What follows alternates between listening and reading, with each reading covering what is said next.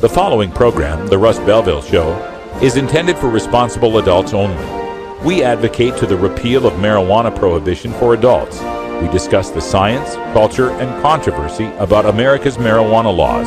We do not advocate any illegal activity and encourage all listeners to learn their state and federal marijuana laws.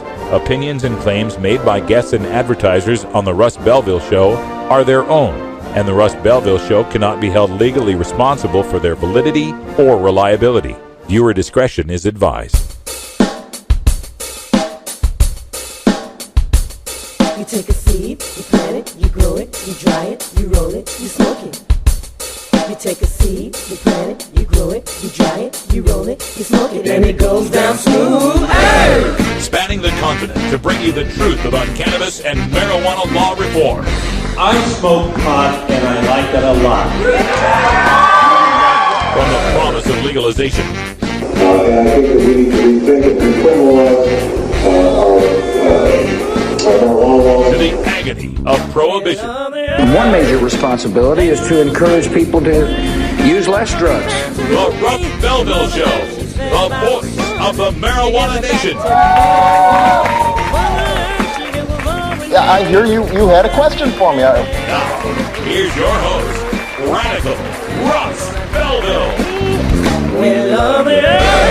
All right, good day, tokers and tokettes, and welcome to the show. It is Tuesday, April 1st, 2014, and it's got to be 420 somewhere in the world, and we are so excited for today's show. In our Behind the Headlines segment, we get a real brief and unbelievable opportunity, 5-minute conversation live with President Obama over shocking allegations that appeared on hightimes.com today that he was caught smoking crack in the Oval Office. We will talk to the president himself, get his words on this issue in our Behind the Headlines segment. That'll come right after our 420 radio news. In the headlines today, we've got more states that are passing those CBD-only bills. Kentucky is just waiting for a governor's signature to join Utah as a CBD-only state.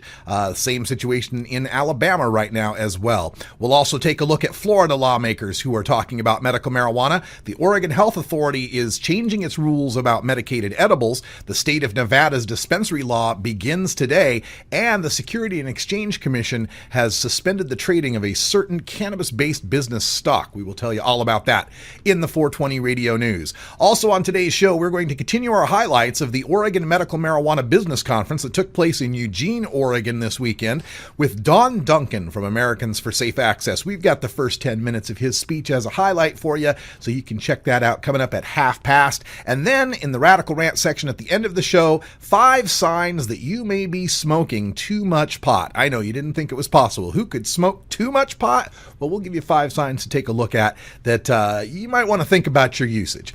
We got that and Toker Talk Radio today coming up in hour 2. 971-533-7111 is our phone number at Toker Talk Radio. We'll be taking your live comments and questions on the news of the day. Also, it's Daily Toker Tunes today, and sadly, Electric Bob is going to be joining us to give a tribute to recently deceased producer Frankie Knuckles, who passed away, don't know if yesterday or the day before. I think maybe it was over the weekend, but he'll give us all the information on Frankie Knuckles, and we'll be hearing a tune of his called The Whistle Song. So stay tuned. That's all coming up on the Russ Belville Show here on 420radio.org. You can help us stay on the air. Please become a VIP supporter. Just visit 420radio.org and make your monthly donation today. We are independent, 24-hour marijuana legalization talk radio. The news is next.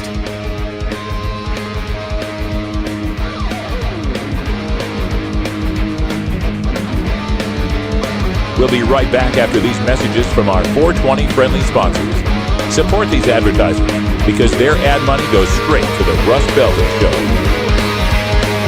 You're tuned into the Russ Belville Show, the voice of the marijuana nation. Cast your eyes up to the skies. What is it to live and die? Calculated stars and lights. Hey, tokers and tokettes, Radical Russ here to introduce you to my friend Matt and all the staff at Lush LED Lighting. Growing plants indoors can be a rewarding hobby, but electricity bills can go through the roof. Then you have to cool down all those big hot lights. It can drive a grower insane. With Lush LED lighting, you can solve many of these issues and double your rewards. If you thought LEDs were meet the tech of today, Matt and his scientists have developed the perfect light for flowering plants with far less cost and heat. And the results? Let's just say I appear at a lot of events with the masters of indoor horticulture, and the harvests I saw from Lush LED lighting were big, tight, sticky, and very effective. Check out lushledlighting.com right now and tell them Radical Russ sent you. Double your rewards and lower your expenses with Lush LED lighting.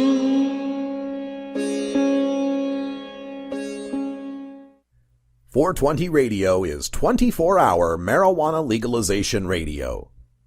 I'm Radical Russ Belville, and I want to thank you for listening to 420 Radio. We couldn't survive without you and our sponsors, and I'd like you to check out one of our prime sponsors, the National Cannabis Coalition. I've been working with NCC since June of 2012, and I'm proud to be part of the team they have assembled. National Cannabis Coalition is building the partnerships with reformers, lawmakers, and industry we need to be successful. Visit the National Cannabis Coalition website at nationalcannabiscoalition.com or the easier-to-remember ncc420.com.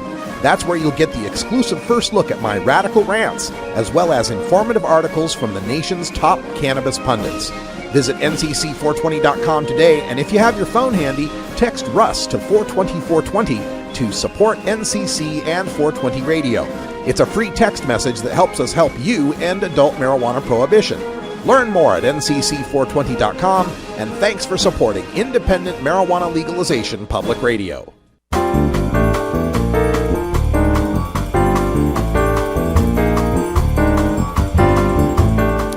This is your 420 Radio News for Tuesday, April 1st, 2014. I'm Russ Belville. Kentucky's legislature has passed a bill legalizing the use of CBD oil by university research hospitals for the treatment of childhood epilepsy. The measure awaits the signature of Governor Steve Beshear, who is expected to sign it today. The bill passed unanimously through both the House and Senate, with 2 House members abstaining. Senate Bill 124 will allow the universities of Kentucky and Louisville to treat anyone enrolled in an FDA-approved trial of cannabidiol oil. While parents applauded the passage of the bill with tears in their eyes for their sick children, it remains to be seen whether the FDA and other federal authorities will cooperate or render the law unworkable. Advocates also point out the restriction on low THC levels may make it impossible for some patients to attain maximum relief. A similar CBD-only bill has already been signed into law in Utah, and another one waits the governor's signature in Alabama. Georgia's legislature failed to pass their CBD-only bill, and South Carolina is currently working on its CBD-only bill. In more CBD-only news, Florida lawmakers participating in a panel discussion extolled the virtues of Charlotte's Web medical marijuana. Representative Matt Gaetz, a Republican, was joined by Democrats Representative Katie Edwards and Senator Jeff Clemens, who said, quote, "This 50s and 60s era reefer madness attitude caused us to turn away from a plant as a form of medicine and move to these synthetic drugs that are often a lot worse for our bodies," end quote. Representatives Gaetz and Edwards are co-sponsoring a bill that would legalize just the high CBD oil used on epileptic children, but other bills in the legislature would establish a broader whole plant medical marijuana system. Regardless, all 3 legislators agreed that anything they pursue now is just a framework for the whole plant medical marijuana Clemens, quote, "fully expects to pass this fall," end quote. Representative Edwards also pointed out the economic benefits, saying, quote, "Why can't I have a Duke University research triangle that brings high-paying jobs in the research sector here to work with an already existing population of Florida families," end quote. The Oregon Health Authority issued rules today for medicated edibles that back off of earlier threats to ban all candy, gum, and cookies made with cannabis.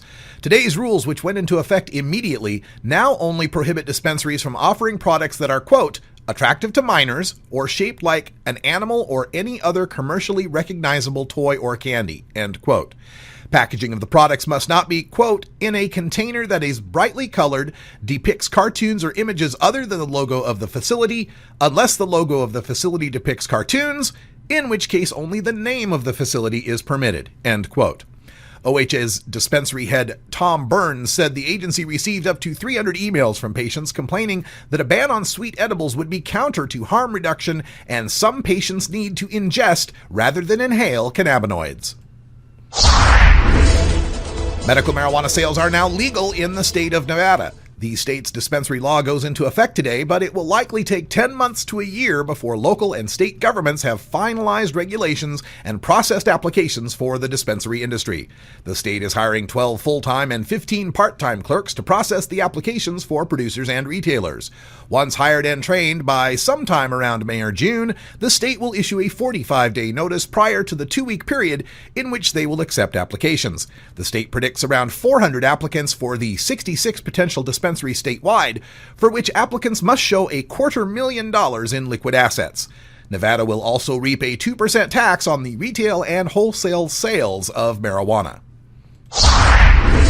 The Securities and Exchange Commission, or SEC, has suspended the trading of Advanced Cannabis Solutions stock. In a statement, the SEC wrote, quote, "It appears to the Securities and Exchange Commission that there is a lack of current and accurate information concerning the securities of Advanced Cannabis Solutions, Inc., a Colorado corporation headquartered in Colorado Springs, Colorado. There are questions regarding whether certain undisclosed affiliates and shareholders of Advanced Cannabis common stock engaged in an unlawful distribution of securities. The Commission is of the opinion that the public interest and the protection of investors require suspension of trading in the securities of Advanced Cannabis Solutions, Incorporated." End quote. Advanced Cannabis refutes the allegations, which come at a bad time for the company. On February 20th, they had announced an agreement with investors in a large startup to provide cannabis for the Canadian medical marijuana market, and the stock price had been rising steadily.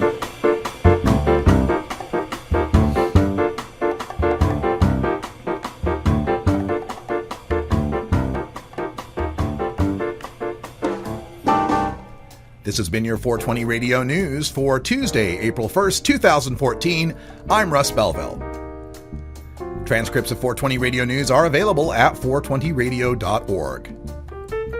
When we come back, we go behind the headlines for our exclusive interview with President Barack Obama, refuting allegations that he was caught smoking crack in the Oval Office. You're listening to The Russ Belville Show on 420radio.org. We'll be right back.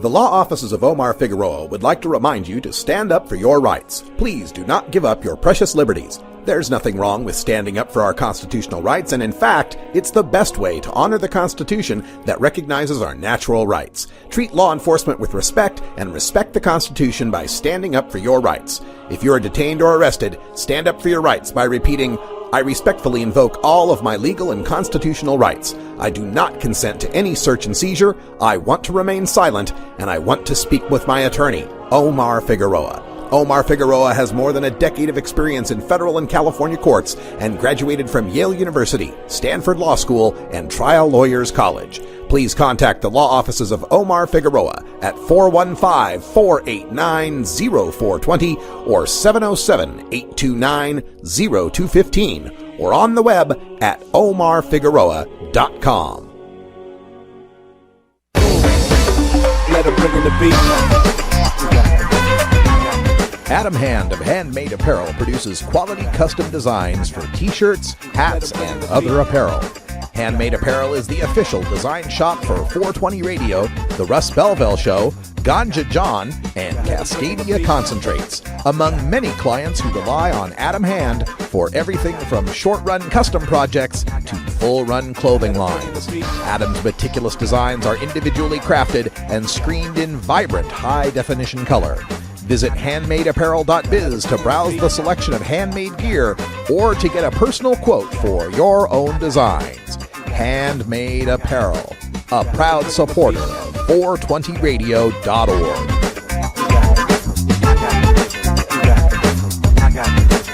Let him bring in the beat.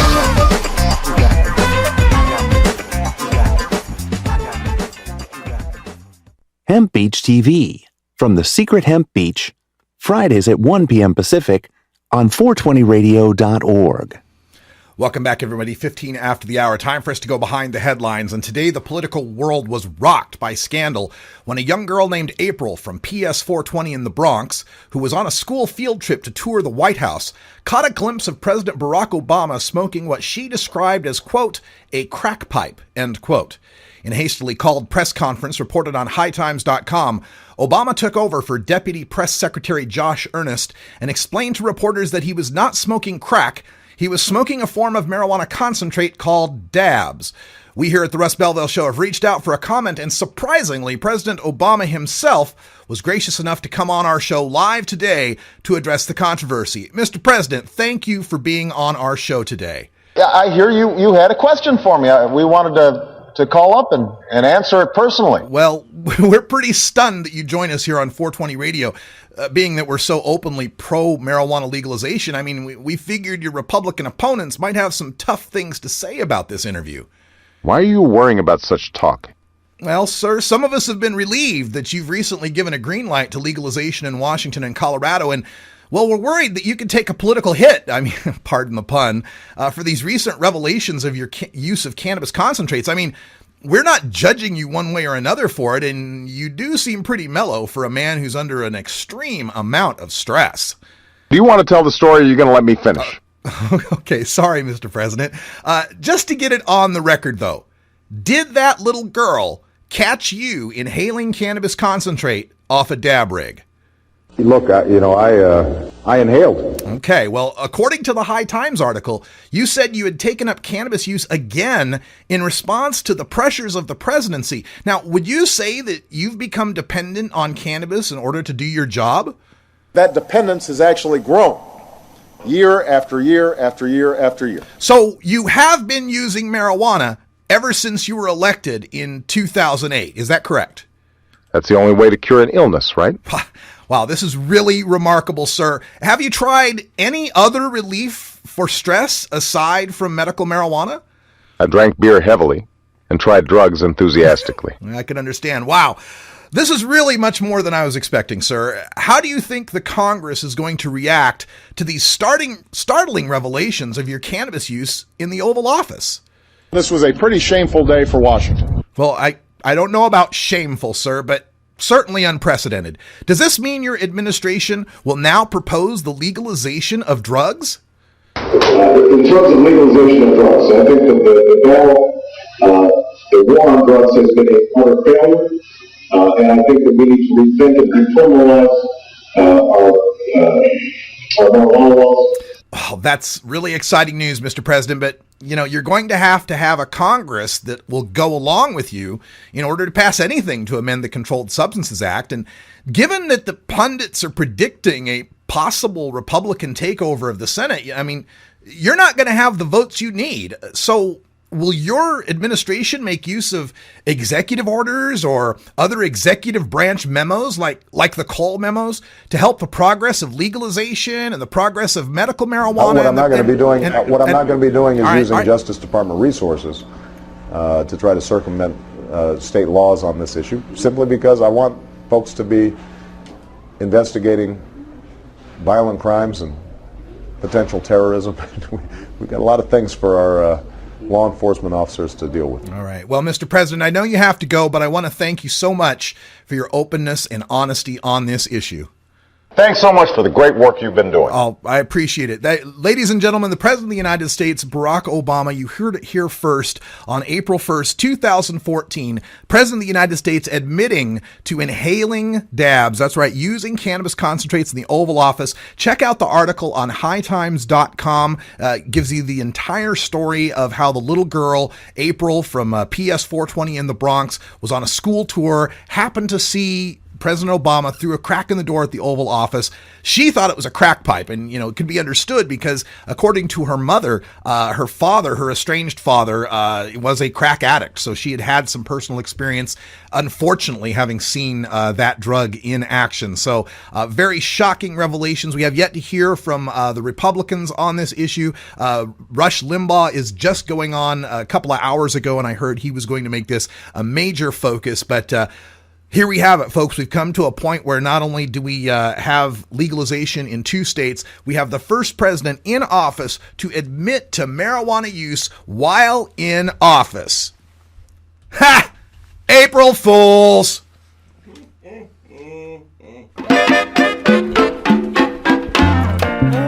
This year I tried to make it real obvious. It was pretty good. I was cracking up over here. I had to cover my mouth. In the article, I named the little girl April Fuels Joke. Oh, have you ever met that Fuels Jolt? Yeah. All right, we'll be right back with Electric Bob and our Daily Toker Tunes. A salute to Frankie Knuckles. He said he swam to China. He would sell you South Carolina. Then you know you're talking to that reefer man.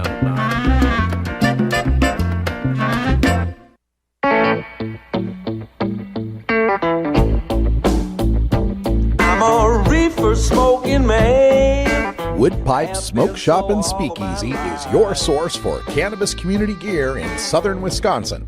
Owners Brian and Tammy Wood are located in Kendall, just outside of Madison, and they've got everything for the smoking enthusiast, including a full assortment of pipes, water pipes, hookahs, bubblers, one-hitters, and so much more. They're open noon to 8 p.m. Monday through Saturday and can help you with your detoxification therapies as well. Call 608-466-7473 or email woodpipes@yahoo.com for more information. That's 608-466-7473 or email woodpipes@yahoo.com. And as always, go pack go.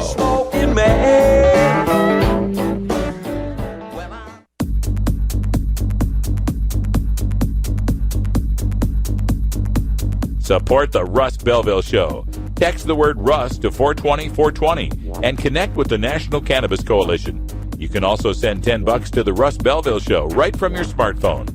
That's Russ to 420-420. You're listening to Radical Russ on the Russ Belville Show.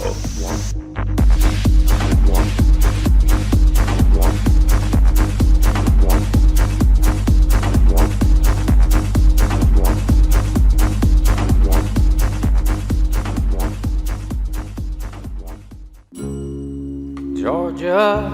Hi, this is Willie Nelson, and I need your help. Our marijuana laws are terribly unfair, and they make criminals out of law-abiding citizens. Nearly 2,000 Americans are arrested every day on marijuana charges, and we are unfairly destroying the lives and careers of hundreds of thousands of people simply because they smoke marijuana. These are not criminals. They are average citizens like you, good neighbors who work hard, raise families, pay taxes, and contribute to their communities. And it's time we stopped arresting responsible marijuana smokers. We need your help to end marijuana prohibition once and for all. It's the fair thing to do. For more information, contact NORML, the National Organization for the Reform of Marijuana Laws. Call toll-free 888-67-NORML or visit their website at norml.org.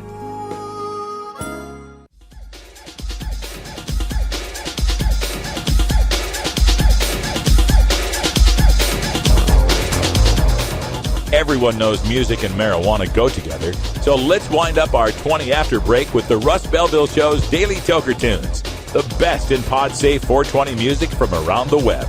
Today is Electric Tuesday, featuring the latest in electronic dance music and other cutting-edge genres. Now, sit back and enjoy your Daily Toker Tunes. Welcome back, everybody. 24 after the hour. And one of the things I enjoy about this show is the breadth of music that we play, and especially from genres that I'm not at all familiar with. I had gotten on my Twitter feed the other day, and I saw a whole bunch of stream of tweets from a lot of people I follow with R.I.P. Frankie Knuckles. And, you know, I'm so out of touch, I didn't know if that was a DJ, a boxer. I had no idea. So we've got Electric Bob here to give us the down low on what's going on and the tribute to Frankie Knuckles. What's up, Bob? What's going on? Yeah, it's a sad day for music. Frankie Knuckles, he was the godfather of house. He set up the, they call him the architect, because if it wasn't for him, all this music I'm playing, all the music everyone likes, it wouldn't be around. That's just, it's what everyone says. Now, do we have any word on how he passed away? Was it an accident, natural cause? It was related to type 2 diabetes. He died suddenly at home. Yeah, unfortunate. And that's it's type 2 diabetes is something that's especially in African American communities, is something that not to mess around with. So that's sad to hear. And it's preventable, but what can you really do about it now, Yeah. Well, we can listen to the music and enjoy the artistry that he left behind. How long, what's his background? I mean, how long had he been doing this? How many albums? He started in 77. He was in New York City. He started mixing, he started playing disco records. Okay. And then that evolved. And then he started the Chicago house movement. That was in the mid-80s, 85, 86. And that's where all like the house music started. He was the basis of, like they have that 4x4, that boom, boom, boom, boom, boom to every song. Mm-hmm. He was one of the first guys to use that, because he would play disco records and then just put that beat over it, and people would go crazy about it. And then they'd say, let's just make this music. And it just all started organically from that. Wow. And the club was called The Warehouse. And that's where because people would put out all the music, and people would come in, where can I find these Warehouse records? Then it just started being house, and then it just all went from there, and it all started in Chicago and just bloomed out from there. All right. Well, let's get to it then. This is Frankie Knuckles featuring Paul Shapiro. The song's called The Whistle Song from 1991. Thanks, Bob. Appreciate it.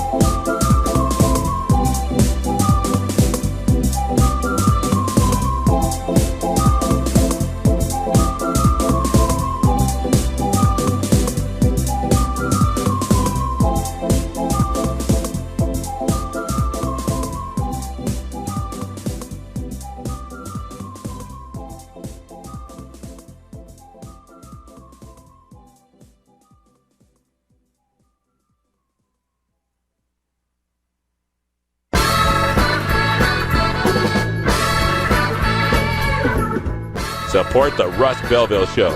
Text the word Russ to 420-420 and connect with the National Cannabis Coalition. You can also send $10 to the Russ Belville Show right from your smartphone. That's Russ to 420-420.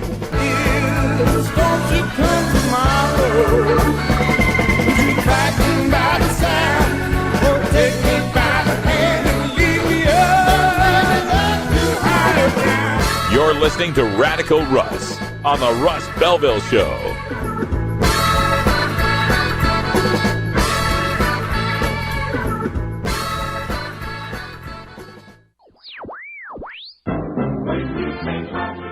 Marijuana and alcohol are the two most popular recreational drugs in America. Marijuana smoking is non-toxic, relatively safe, and has a low risk of dependence. Alcohol drinking is potentially fatal, dangerous to society, and is quite addictive.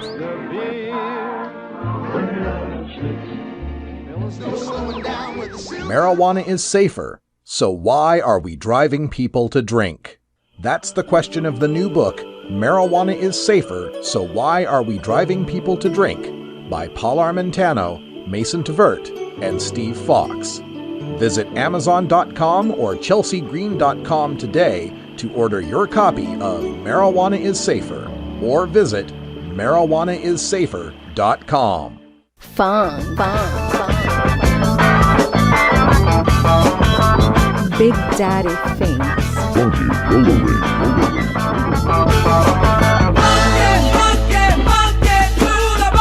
Ooh, yeah.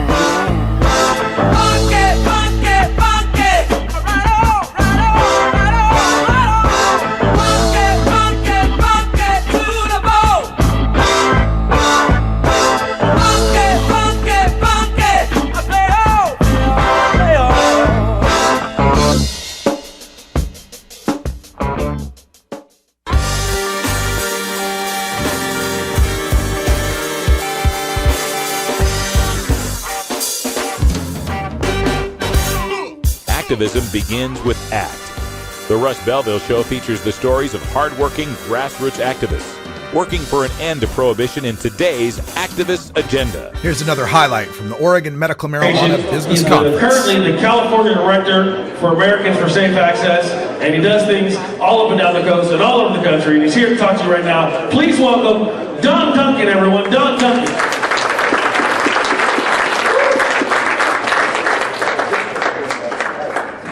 Good afternoon, everybody.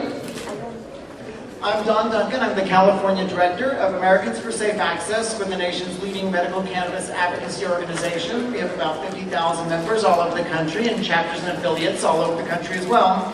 I'm also a 14-year veteran of the industry of medical cannabis. I've helped open medical cannabis facilities in California, in Berkeley, Los Angeles, West Hollywood, Palm Springs, and consulted on projects all over the state, including Oakland and Malibu and many other places. And so I've had a lot of experience in opening facilities and in keeping them open. And those two things are not always compatible, as you may have seen in some of the other states. And so I'm here today to talk to you about medical cannabis longevity, specifically about providers associations and cultivation sites. However, the same principles I think are going to be applicable to any kind of medical cannabis business. So we're going to talk a little bit about why community relations are important to your longevity, and then we're going to talk about some practical strategies for making sure that your medical cannabis business, your cannabis business, has good community relations and therefore stays open for a nice long time. I've put on the back table, by the way, against this wall here and where the water is over here, the notes from today's conversation, because I know PowerPoint can be hard to follow from afar. So if you want to grab those, they're on paper in the back, and they're also on our website. If you use the pretty URL, Community Outreach and Longevity, you'll find these on our website as well. How's the sound back there? Can you guys hear me? Yeah. You can, or no one's hearing me at all. That's great. Okay, well, all right, well, let's get started. Let's talk a little bit about the way we approach medical cannabis in the world today, because we're not coming from a neutral perspective when it comes to medical cannabis. We're not so fortunate to start with a blank slate, and in fact there are many sorts of stigmas and biases that come with the medical cannabis industry. One day, that's not going to be the case, but for the time we're stuck with that. There are these preconceptions, and so when you open your new business, with cannabis or medical cannabis business, you're going to be dealing with perceptions that are based on misunderstandings and bias about you and about this industry. Those will have to do with crime that you might bring to the neighborhood, with drug use, drug users, that sort of thing, nuisance activity, which people just assume will come with any sort of cannabis-related business, and other sorts of illegal tie-ins that maybe it's shady and you're tied up with organized crime at some level. You're also going to be dealing with all the regular prejudices that people deal with around drug users and drug use, classism, racism, and that sort of stigma and bias. And so all of these things stack the deck against us before we open the doors at a medical cannabis cultivation facility or at a dispensary or really any other sort of business. I think the medical cannabis doctor's offices deal with a lot of the same stigma and bias as well. And so given that context, the good community relations are very important for these kinds of businesses. And that's because complaints are bad for us. When your neighborhood is up in arms about your organization, you're going to start with already behind with all that stigma and bias, and you're going to deal with baggage you don't need to deal with. Primarily, complaints lead to law enforcement activity. When neighbors are complaining, that's when you start to see police officers showing up, report histories being generated that can be used against you in zoning and licensing hearings, and just all sorts of drama that you don't need, distractions that you don't need when you're running your business. And so that's one of the reasons community relations are so important, is that it's the easiest way to avoid having that kind of law enforcement activity. It's also really important to avoid this sort of bad community relations, because the activity surrounding your medical cannabis business is going to influence the future of regulations in the state of Oregon and your cities. A lot of people don't realize that we haven't finished the regulatory process around medical cannabis in Oregon or any of the other jurisdictions around the country where it's legal. And so what happens with facilities here in Oregon in the next year or two will influence the following 3 or 4 or 5 years of state and local regulations. So it's very important that you take that long view and realize that your actions today are going to influence the regulatory environment with which you're dealing tomorrow. And finally, of course, good public relations are good for business. It's just better for you, for your organization, if you don't have anything to live down in the community. And in fact, now what you're doing is building goodwill within your community. You're going to have fewer hassles and, in fact, at the end of the day, make more money. It's also important to build alliances in your neighborhood, and so good community relations are going to help you do that. So if there's a crisis, whether that be a political crisis or any other kind of crisis in your community, you're going to have the allies in the community that you need to survive that crisis. A word of caution about your community relations. It does not matter how liberal-leaning or conservative-leaning your communities are. Those dispositions of the communities have only the broadest impact on individual situations when you're dealing with dispensaries, cultivation sites, doctors' offices. A lot of underground baggage that people carry with drug-related issues that come to cannabis-related issues as well are going to surface. There are 2 community meetings that I've had in my career that involved mothers screaming and crying hysterically and making wild accusations. These did not happen in Los Angeles or in San Diego in California. They actually happened in Berkeley, the birth of the free speech movement, and in a tiny little city called West Hollywood. Now, if you're not familiar with California, West Hollywood is a little bitty tiny piece of LA County that was carved out into its own city. It is in fact known as the gayest city in California, and certainly one of the most liberal. And so these are the 2 jurisdictions where I face the stiffest opposition to medical marijuana facilities, despite the fact that they're otherwise regarded as a very liberal, forward-thinking communities. So don't think that just because your neighborhood or your city tends to lean to the left that you've got a free ride on that, because I think it was Tip O'Neill said all politics are local. Well, all zoning and land use issues are local too. And even though your community may be passionately in support of safe access or very much in support of legalization of cannabis, when it comes to what happens on that block, it's an entirely different story. So be ready for local opposition if you're even if you're dealing with a community that polls show overall supports what you're doing. So in thinking about community relations, let's think a bit about how you fit into your community, or what I like to think of as how do you look to others. How do you look to others physically? How do you look to others when it comes to your behavior? And then how do you look to others legally? And so let's talk a bit about that. Physically is something that I'm surprised our industry often overlooks. given what we have to deal with as far as baggage goes.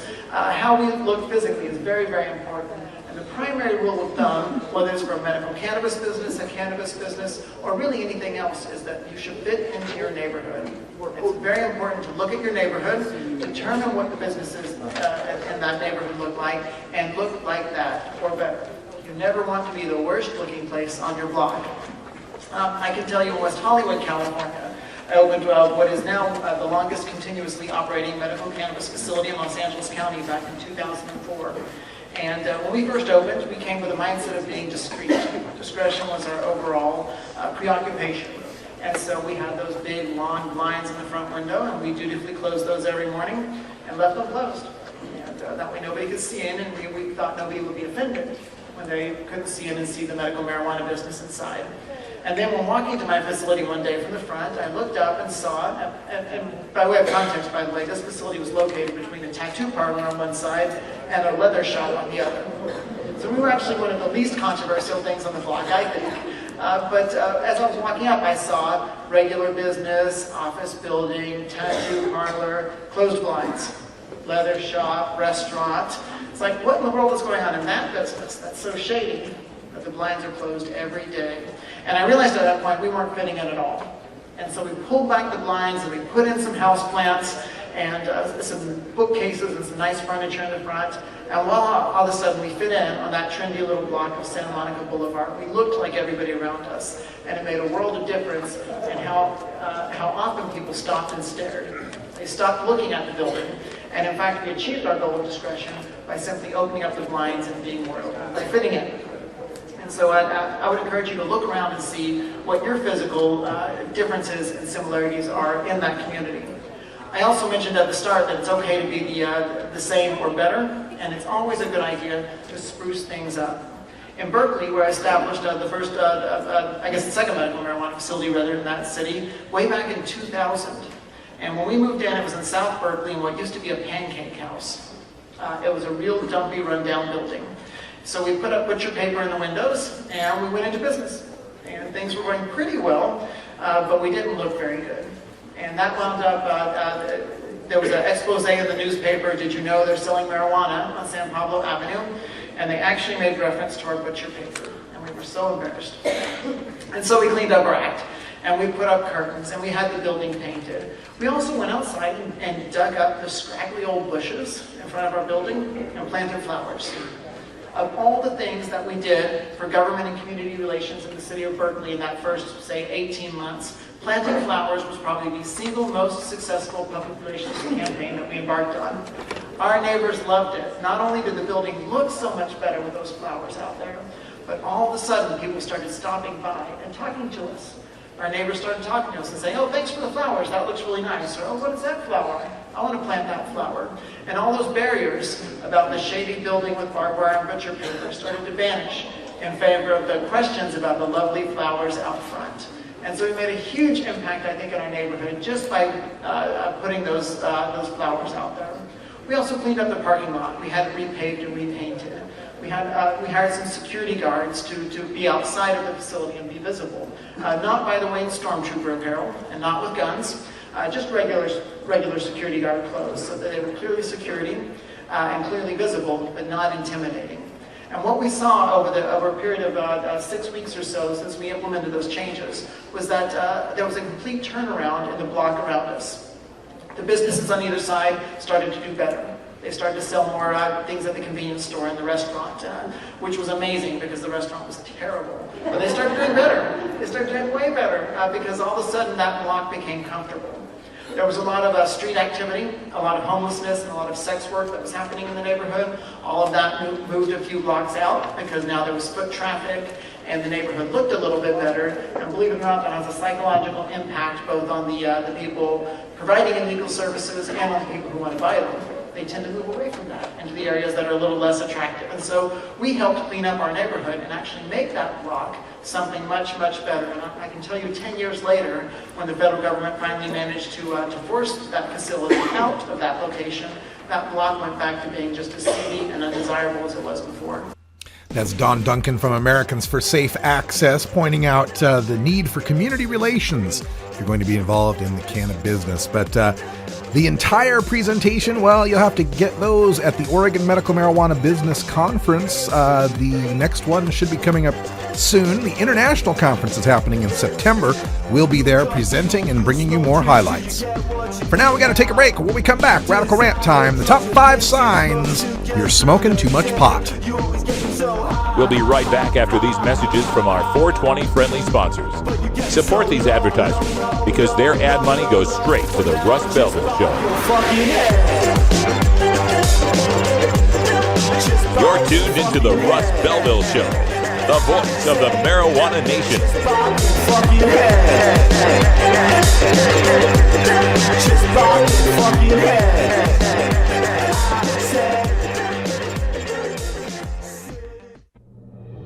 New Approach Oregon is a coalition of Oregon citizens who believe that treating marijuana use as a crime has failed, costing taxpayers millions in law enforcement resources.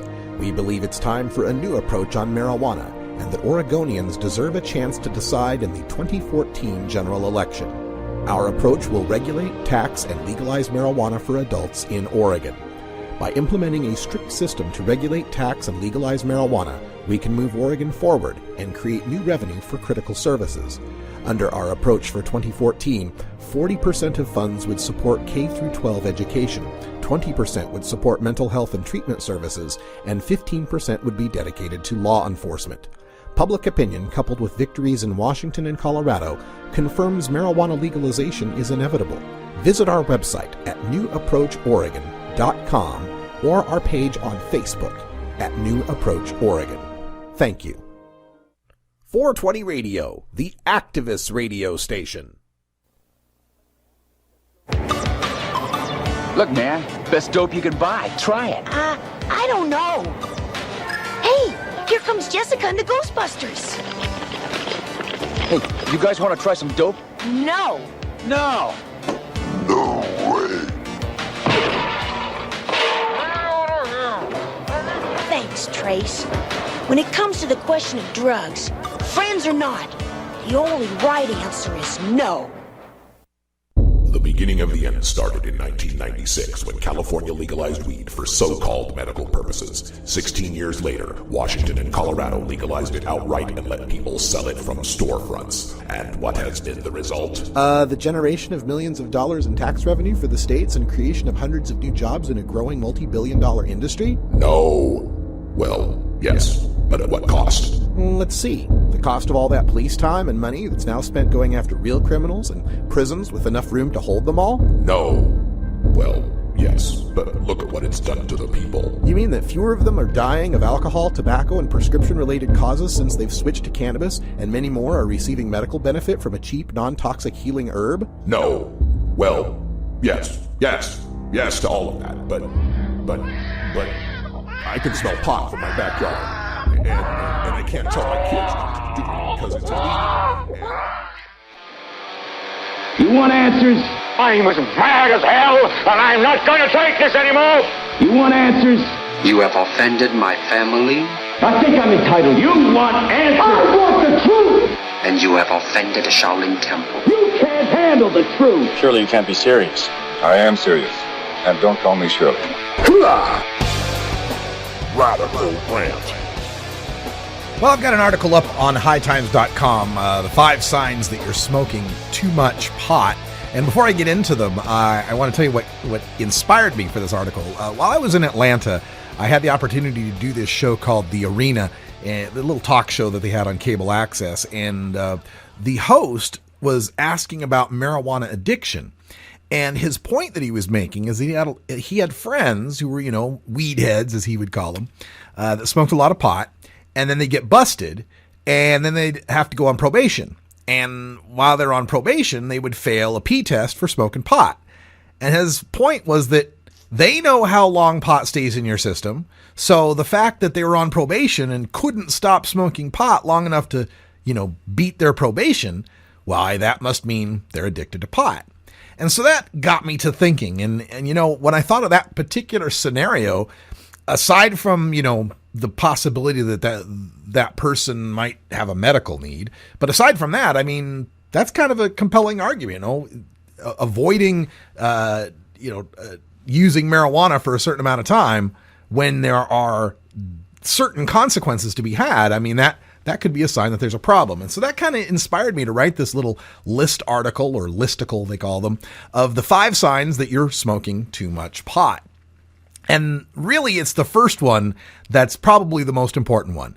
And I would say that blowing off your responsibilities is probably the biggest sign, because being a responsible cannabis consumer means that your personal use of marijuana doesn't negatively affect fulfilling your responsibilities, whether that's at work or at school or, as a parent, as a roommate, as a spouse, whatever. You still have to be, a person of your word, a person of integrity, and blowing that off to just get high, repeatedly calling in sick or skipping school or, disappointing someone who is counting on you just because you'd rather get high. I mean, you're not just sandbagging your own life, you're contributing to negative stereotypes about pot smokers, and that impacts all of us. It impacts everybody's ability to fight for legalization. And again, when we do the stupid prohibition stories, we always point out that, smoking marijuana doesn't make you stupid, but some stupid people smoke marijuana. I'm not trying to say that the smoking marijuana causes you to, blow off your responsibilities. You may just be an irresponsible person, who knows? But take a look at it. Stop for a while. See if that makes any difference. I mean, if you've got a situation where you are consuming cannabis on a consistent basis and it's causing problems in your life, and again, not just the typical problem of the fact it's illegal and you can get busted for it, that aside, if you're not fulfilling responsibilities, if things are starting to slip at work or at school and your relationships, that could be a sign, man. And, sometimes people will use cannabis to mask other things that are going on, things they don't want to face in their life. And the only way you can really tell that is to give it a break for a little while and see, if that problem rears its ugly head and you have some way of dealing with it. So, I'm all for cannabis use, and I love using it as a supplement, as a medicine, as a recreation, but even I have times when I like to go without for a while just to clear my head and for other good reasons that we'll get to here in just a second. Another sign that you might be smoking too much is you can't shake a wheezing cough, right? Marijuana smoking is not the deadly dangerous gateway to heroin, that the drug warriors say it is or anything, but you are inhaling smoke. It's burning vegetable matter. Doesn't matter if it's campfire, what. Smoke in your lungs is an irritant. And you're not likely to risk lung cancer and chronic obstructive pulmonary disease like a cigarette smoker or anything. But, frequent heavy marijuana use through smoking can lead to an irritated throat and lungs. And, I've found this in my own life where it's not so much day to day that it's a problem, but if there's something else on top of it, like if I got a cold or there's the season change, and you people have been listening to me a long time, you can hear some of those days when my voice isn't really where it should be. And that's, can be, exacerbated through using too much marijuana. And maybe not always just the marijuana, but the heat of the smoke that's coming in, right? If you're smoking like short pipes or joints, Dr. Mitch and I have talked about how the heat from that can be a problem for your throat and lungs as well. So if you're sick, if you got a flu, if you got a cough and you just can't shake it, maybe switch to medibles for a while, maybe switch to a vaporizer for a while, but don't, make things even harder for your lungs to recuperate. A number 3 sign that you might be smoking too much weed, I take a lot of heat for this one, is you're scraping resin from your bowl to smoke. Look, I've been there. I'm from Idaho. There's 2 strains there, got some and don't. And more often than not, it was don't. And I know what it's like to be out of weed and there's none to be found. So, you take a pocket knife and you get your pipes and you scrape some resin up and then you try to smoke it. But unfortunately, what remains in resin after a bud has been smoked is mostly all the bad stuff, like the tars, and almost none of the good stuff, like the THC. I mean, you might feel like you're getting high, but you're really just asphyxiating yourself on noxious smoke. And in the comments section at the High Times article, I actually had a guy from Portland State, of all places, call me out on that. He pointed up this study that he pulled up about that had to do with tars, and it actually found that the tars in cannabis were 5 times as strong as the cigarettes that were used to produce them. Unfortunately for him, the study was using machines that smoked marijuana through a filter, and it was the tars that accumulated on the filter. Well, that's a whole different scenario than what's accumulating on the sides of your bowl, right? When you're applying flame to a marijuana bud, you're immediately losing about 70% of the usable cannabinoids just from the combustion, just from the fire. And then that 30% that remains, you're getting most of that as you inhale the smoke as it comes through. I mean, if you weren't, you wouldn't get high. So what's left on the edge of a bowl, that black, gooey, scrapey stuff, really, it's not doing you any favors to smoke that stuff. And if you get to the point where you're that desperate, where you, oh my God, I just have to smoke, again, maybe there's too much dependence on marijuana at that point. Maybe it's time to cut back. Maybe it's time to try some other solutions. Or maybe it's time to just legalize so you can go to the store and buy some more. That could be the other option. Another sign number 4, that you might be smoking too much pot is you're not getting high anymore. Now I'm seeing this, and I'm really, actually concerned about the younger generation that's, starting on dabs and then just accelerating from there. And, your endocannabinoid system is a self-regulating system. So as you introduce more cannabinoids into your system, your endocannabinoid production is downregulated, right? You produce less of your own anandamide. And that can make it so that when you're not getting all the cannabis that you were expecting and all those downregulated cannabinoid receptors, that's where the withdrawal comes from. And again, it's not withdrawal like heroin. It's not withdrawal like alcohol. It's not even withdrawal like sugar for that respect. But it is a withdrawal, and it does make one want to go back and get that dab to relieve the nausea or the ache or whatever it is that you're feeling.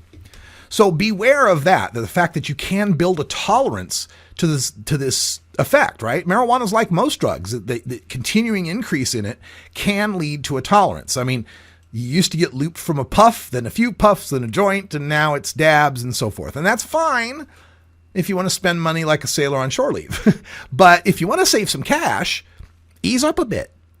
Even taking just a day or a week break from cannabis can reset your internal cannabinoid receptors to better appreciate smaller amounts. You might save some money that way. And we've talked to Dr. Mitch about this before too, where you take this break from cannabis and it's kind of a cannabis vacation. And when you get back smoking that one joint, you recall those remember those first few feelings you had the first times you got high, where you were giggly and giddy, and some of those feelings that you might not get if you're smoking day after day after day. Again, nothing wrong with it if you want to smoke day after day. These are just tips that, if you're considering it, these might be reasons to slow down a bit. And the number 5 reason, boy, this one's happened at Rolla J Studios. You're forgetting to smoke pot. Have you ever been so high you were sitting there with a bong in one hand and weed on the table and you've completely forgotten that you were about to get high? Now maybe it's time for a break, dude. I mean, but I've throwing stones from a glass house here. I have been that guy sitting there waiting to load the bowl. But it's just kind of a lighthearted look at 5 reasons that you might be over-toking, and just to remind ourselves that there's nothing wrong with taking a break. There's nothing wrong with taking it easy. Just because we love marijuana doesn't mean we have to overdo it. And it'll be better for us all in the long run. We can save a little bit of money, and we can keep perpetuating images of marijuana users as, just like anybody else. I mean, if you knew a guy who drank a 12-pack every night, he might be functional. He might be doing just fine, but you might also have second thoughts about how long he's going to be able to continue doing that. Now, again, alcohol is far more toxic, or is toxic and addictive, unlike marijuana, but still, moderation in all things. No need to overdo it. It's causing problems in your life, causing problems in your health. Consider taking a break.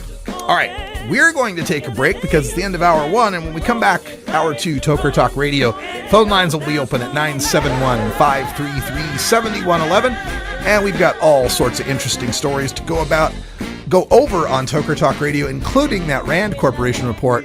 We've got double the pot and half the coke.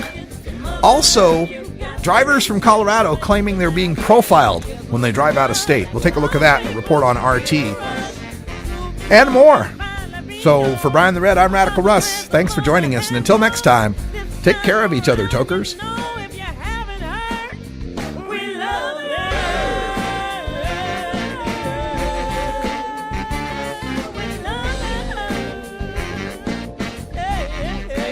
This is the Russ Belville Show.